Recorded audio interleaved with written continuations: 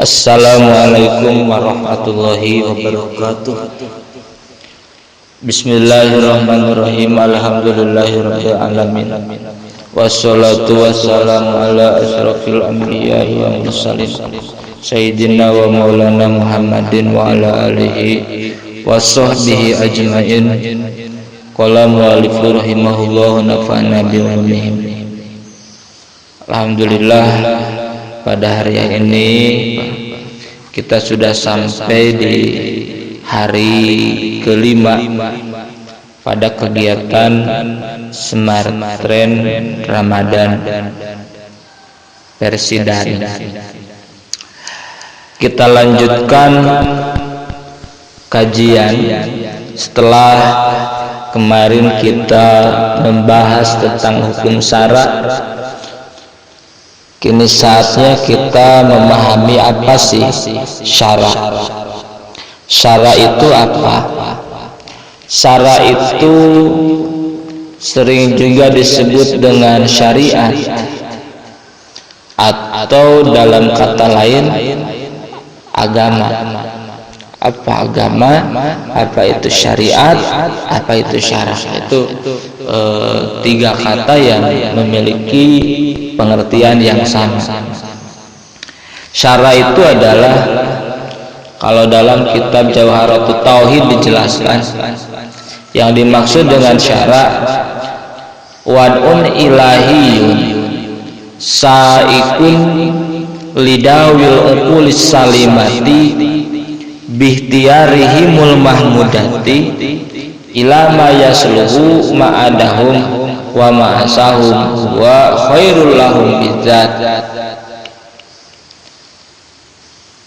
Wad'un ilahiyun, ketetapan ilahi, ketentuan-ketentuan yang ditetapkan oleh Allah, dan ini mengindikasikan bahwa ketetapan-ketetapan syara ini murni ketetapan-ketetapan Allah, tidak ada intervensi atau campur tangan dari siapapun. Jadi syara itu adalah wad'un ilahiyun, ketetapan yang ditetapkan oleh Allah.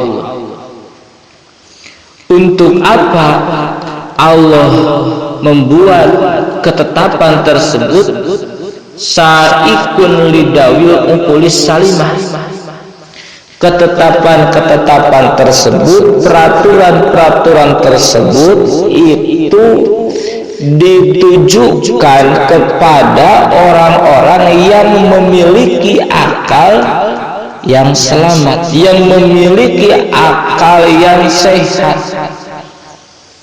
Berarti keluar dari kata dawil uqulis salimah, orang yang memiliki akal yang sehat, orang yang memiliki akal yang sempurna. Pertama adalah sobi dan sobiyah, anak-anak kecil, baik anak laki-laki ataupun anak perempuan. Yang dimaksud dengan anak-anak di sini adalah mereka yang belum mencapai kepada usia balik,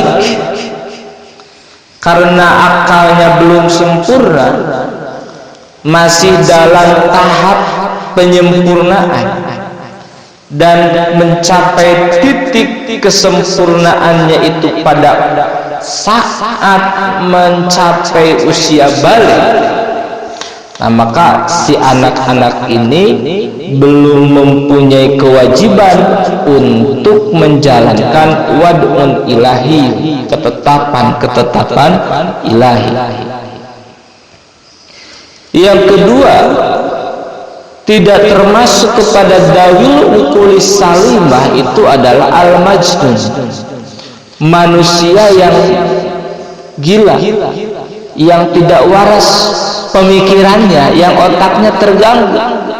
Nah, ini pun sama, orang gila itu tidak berkewajiban untuk melaksanakan apa? Wad'un ilahi. Dan termasuk pula kepada yang tidak berkewajiban menjalankan wad'un ilahiyun, contohnya seperti jamadat. Jamadat itu adalah benda mati atau tidak tumbuh seperti batu, tanah, jamadat. Nabatat itu benda-benda yang tumbuh, tumbuh-tumbuhan, pohon-pohonan, rumput-rumputan.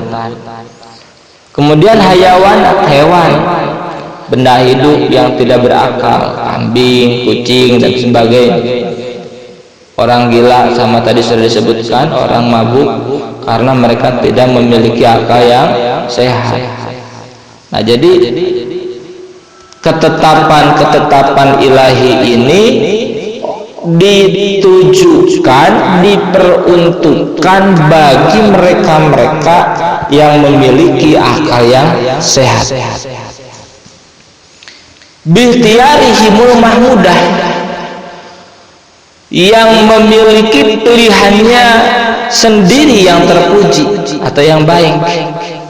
Artinya dia adalah orang yang bebas, keluar dari kata bikhtiyarihimul mahmudah, artinya tidak termasuk bikhtiyarihimul mahmudah. Pertama adalah al-mukrah, orang yang sedang dipaksa.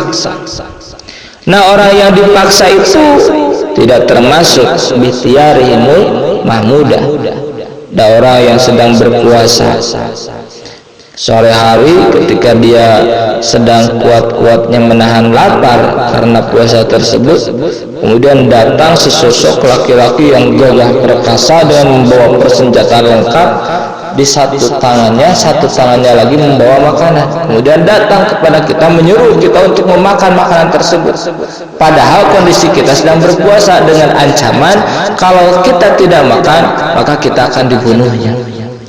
Karena adanya keterpaksaan, daripada kita dibunuh lebih baik kita makan saja, dan karena kalau tidak kita makan kita tidak akan dibunuh.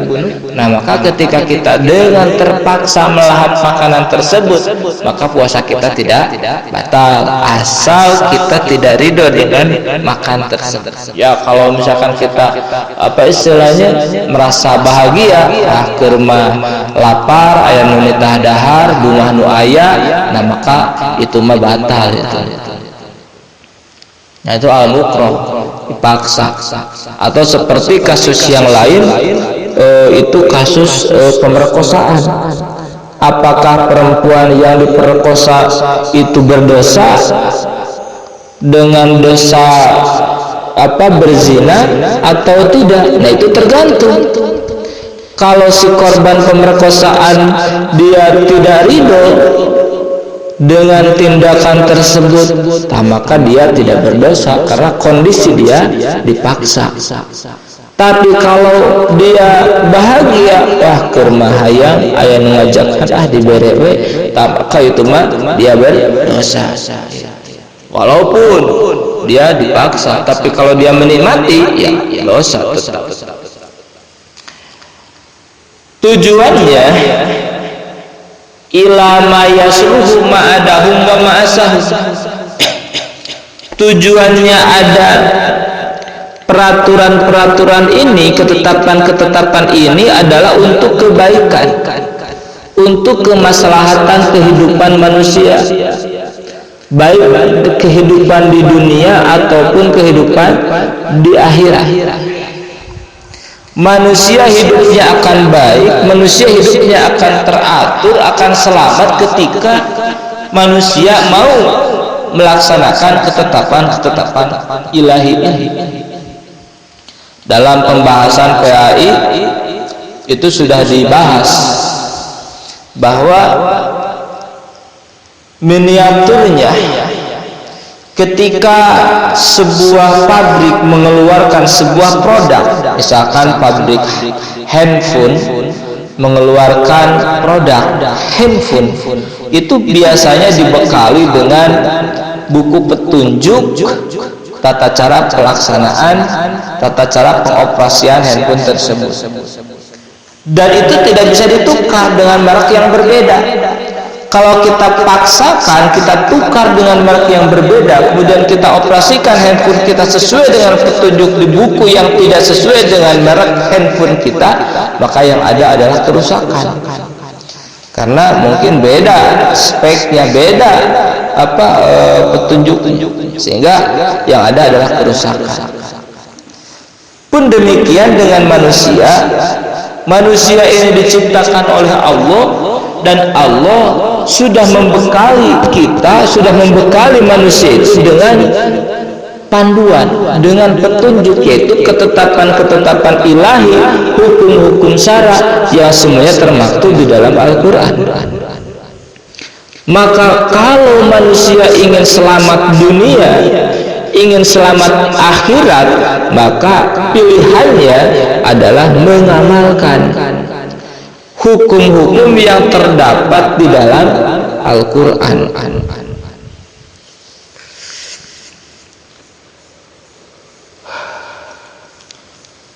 Ada beberapa sarana kebaikan yang ditawarkan oleh syara, baik itu di dunia ataupun di akhirat.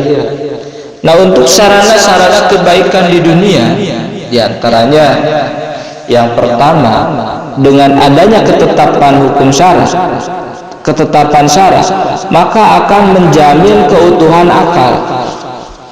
Ketika Allah memberikan satu potensi kepada manusia, yaitu potensi akal, di mana dengan akalnya manusia berbeda dengan hewan-hewan yang lain.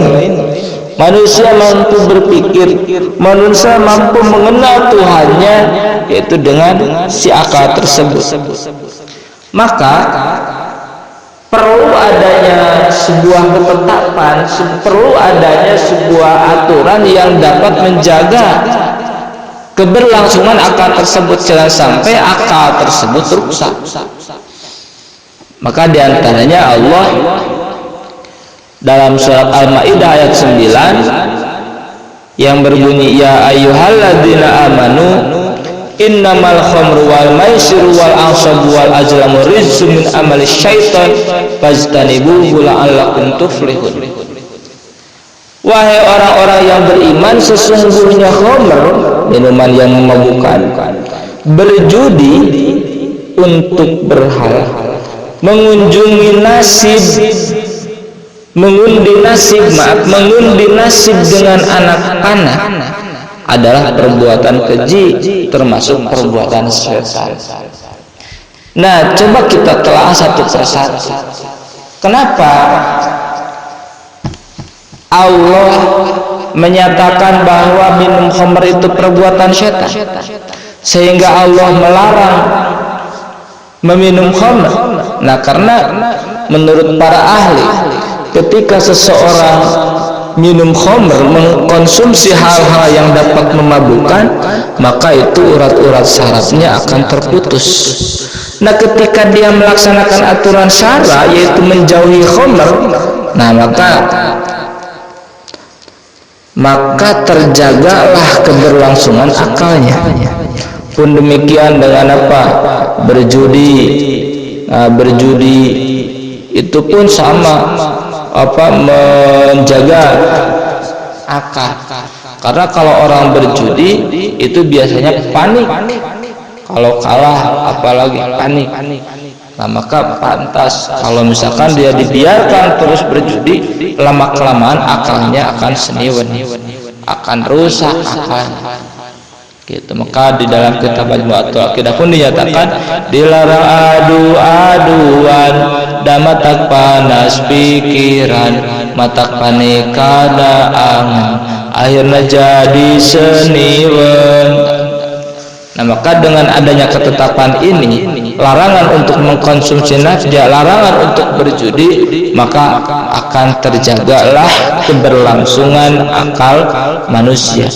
Maka yang pertama, akal menjamin keutuhan akal. Syara menjamin keutuhan akal.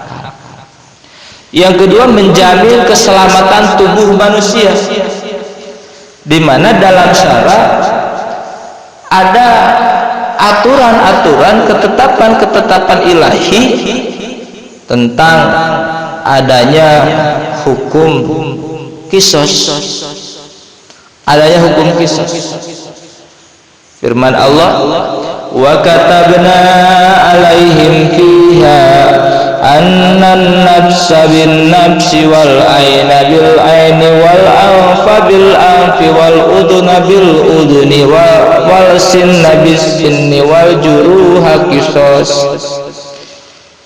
Dan kami telah tetapkan terhadap mereka di dalam kitab At-Taurat bahwasanya jiwa dibalas dengan jiwa, mata dibalas dengan mata, hidung dibalas dengan hidung, telinga dibalas dengan telinga, gigi dibalas dengan gigi, dan setiap luka pun ada qisas.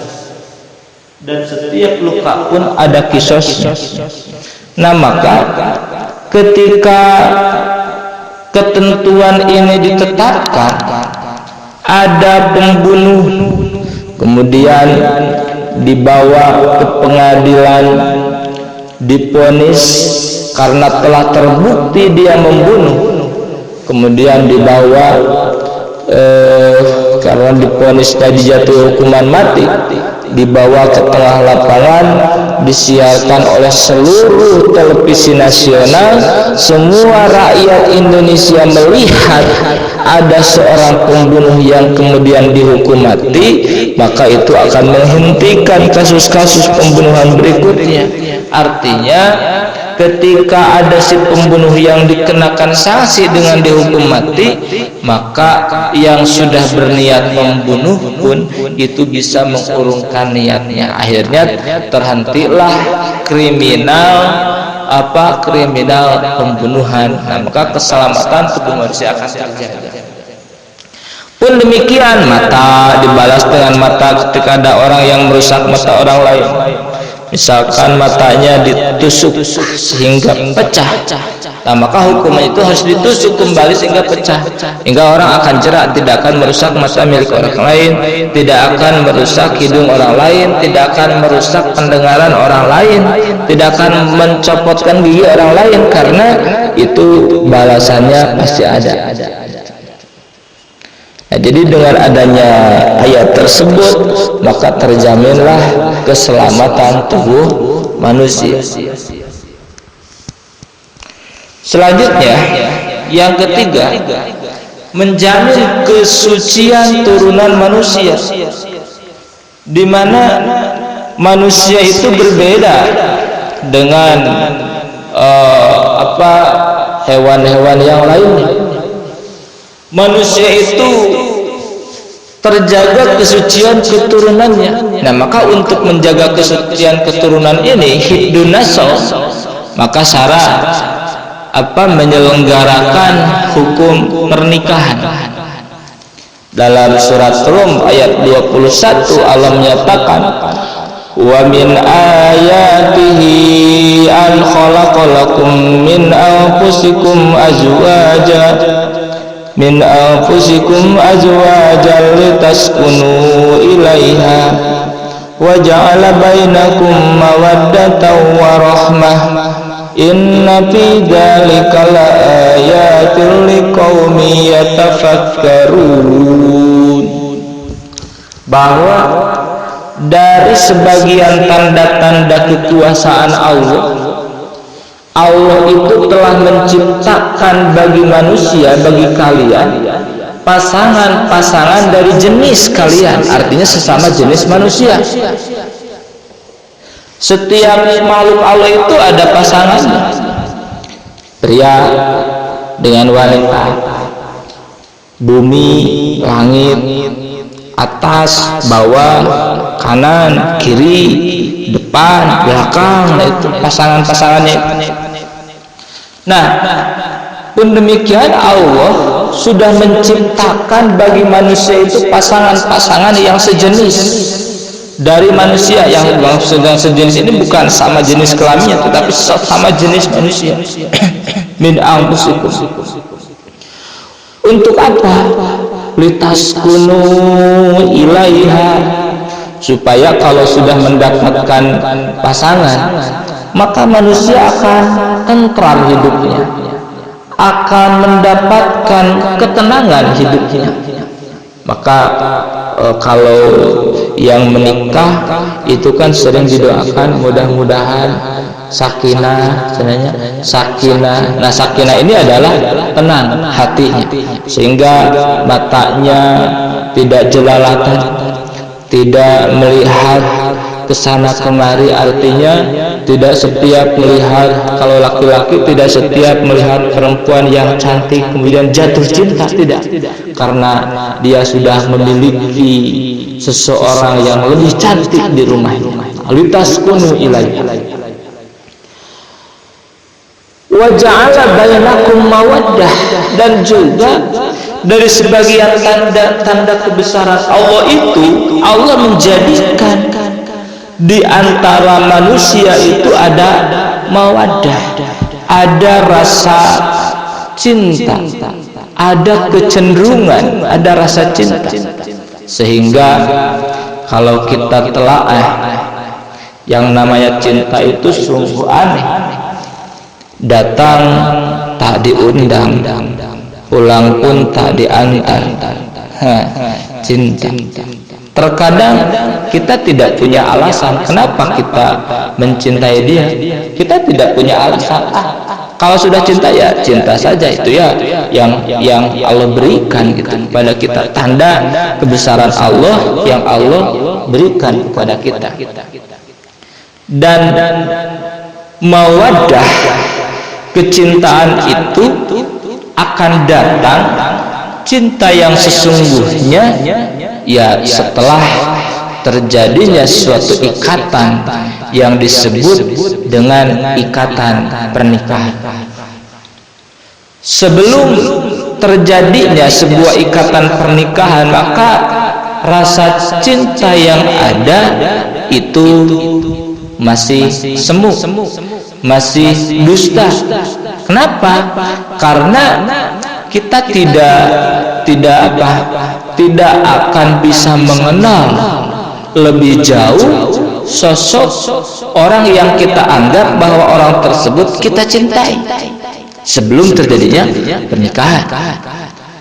Karena tidak mungkin ada seorang perempuan yang mau memperlihatkan keaibannya di hadapan pacarnya. Tidak mungkin ada seorang pemuda yang memperlihatkan kekurangannya di hadapan pacarnya. Sehingga kalau sebelum menikah, kita yang tahu itu hanya kelebihannya saja, sementara kekurangannya kita belum tahu. Nah, cinta yang sesungguhnya itu akan datang ketika kita sudah diikat oleh sebuah ikatan pernikahan. Maka baru datang mawaddah. Ketika kita sudah tahu segalanya dari pasangan kita, kemudian tetap ada rasa cinta dalam hati kita. Nah, itulah cinta yang sesungguhnya, cinta yang sejati, mawaddah. Akan tetapi kalau orang bilang bahwa cinta adalah segalanya, tanpa cinta hidup ini serasa hampa, nah itu bahasa-bahasa yang kurang tepat. Karena dalam kehidupan berumah tangga, rasa cinta itu tidak akan senantiasa ada. Ketika bentuk fisik kita mengalami perubahan, nah mungkin rasa cinta pun akan mengalami perubahan. Ketika sikap pasangan kita itu berubah, nah maka perasaan cinta pun mungkin akan berubah. Maka sangat aneh kalau ada yang mengatakan, apakah kamu akan cinta kepada saya selamanya? Kemudian si pasangannya menjawab, saya akan mencintai kamu selamanya sepanjang hayat kandung badan. Nah, itu mungkin dusta. Kalau misalkan dia berkata, ya kalau kamu tetap seperti ini, ya mungkin saya akan cinta selamanya. Nah, itu baru jujur. Karena kan kita tidak akan tetap seperti ini. Kalau hari ini karena anda masih sedang pemuda, mun pameget, keur kasep-kasepna, istri, keur geulis-geulisna. Nah nanti 30 tahun yang akan datang atau 40 tahun yang akan datang itu akan jauh berbeda ketika kita sudah mulai tua. Nah, maka di sana yang ada bukan lagi mawaddah, bukan lagi kecintaan, akan tetapi yang ada adalah warahmah, kasih sayang. Kenapa kakek-kakek dan nenek-nenek bisa bertahan, mereka hidup sampai tua bersama-sama? Nah, itu bukan lagi cinta yang ada, akan tetapi yang ada adalah warahmah, yang ada adalah kasih sayang. Satu sama lain saling mengasihi, satu sama lain saling memiliki. Nah, itu warahmah. Inna fi dzalika laayatil liqaumin yatafakkarun. Nah, yang demikian itu merupakan tanda-tanda kebesaran Allah bagi orang-orang yang mau berfikir. Hadirin rahimakumullah, dengan adanya aturan syara, aturan agama tentang pernikahan, maka kesucian keturunan manusia itu akan terjaga, karena tidak sembarang karena suka kemudian melakukan perkawinan, tidak, akan tetapi karena diikat oleh sebuah ikatan pernikahan, maka ada konsekuensinya. Apa konsekuensinya? Pertama, akan tersusunnya struktur keluarga. Ada kakak, ada adik, kalau di Sunda ada uwa, ada mamang, ada bibi, dan sebagainya. Nah, itu akan terbentuk. Coba bayangkan kalau saja misalkan manusia diberikan kebebasan seperti hewan, seperti binatang, maka struktur keluarga itu tidak akan terbentuk, akan kacau. Bisa jadi kalau di hewan, coba kita lihat, bisa jadi anak sulung itu menjadi ayah bagi anak yang kedua atau anak yang ketiga. Kenapa? Karena si anak sulung kemudian menikahi ibunya sendiri. Nah, sehingga kacau. Si anak yang kedua itu ke anak yang sulung bisa bilang kakak, bisa bilang juga ayah. Itu kan. Tetapi dengan adanya apa? Dengan adanya pernikahan, maka susunan struktur keluarga itu teratur. Nah, kemudian dengan adanya pernikahan ini, maka manusia bisa terjaga pula dari penyakit yang membahayakan. Di dunia ini kalau misalkan manusia bebas melakukan hubungan dengan siapapun, maka bisa jadi menyebar suatu macam penyakit yang disebut dengan virus HIV. Virus HIV itu kan bisa menyebar dengan bergonta-ganti pasangan, tetapi dengan adanya pernikahan maka tidak akan terjadi hal semacam itu. Kembali kepada permasalahan bahwa di antara kebaikan yang ditawarkan oleh syarak adalah menjamin kesucian keturunan manusia. Nah, maka untuk menjaminnya tersebut diselenggarakan aturan tentang pernikahan dan diharamkannya perzinahan. Wala taqrabuz zina innahu kana fahisatan wa sa'a sabila. Jangan kalian mendekati zina, karena perzinahan itu merupakan perjalanan yang sangat buruk. Pertama, kalau kita berzina, anak yang kita hasilkan itu tidak jelas. Ini ayahnya siapa? Tidak jelas. Karena anak hasil perzinahan itu tidak menjadi keturunan bagi si laki-laki, hanya keturunannya itu kepada ibunya saja. Bagi si laki-laki tidak menjadi keturunan. Tidak ada kewajiban untuk memberikan nafkah dari si laki-laki kepada anak tersebut, karena tidak jelas ini anak siapa kita. Nah, maka dilarang perzinahan tersebut. Nah, dengan adanya undang-undang pernikahan, dengan adanya larangan perzinahan, nah maka terjaminlah kesucian keturunan manusia. Nah, demikian dulu untuk bahasan hari ini. Mudah-mudahan sedikitnya bisa memberikan tambahan ilmu bagi kita, bisa mendapatkan sedikitnya menambah pencerahan bagi kita tentang apa itu syara. Hadanallahu wa yakum ajmain. Subhanakallahumma wa bihamdika asyhadu an la ilaha illa anta astaghfiruka wa atubu ilaik.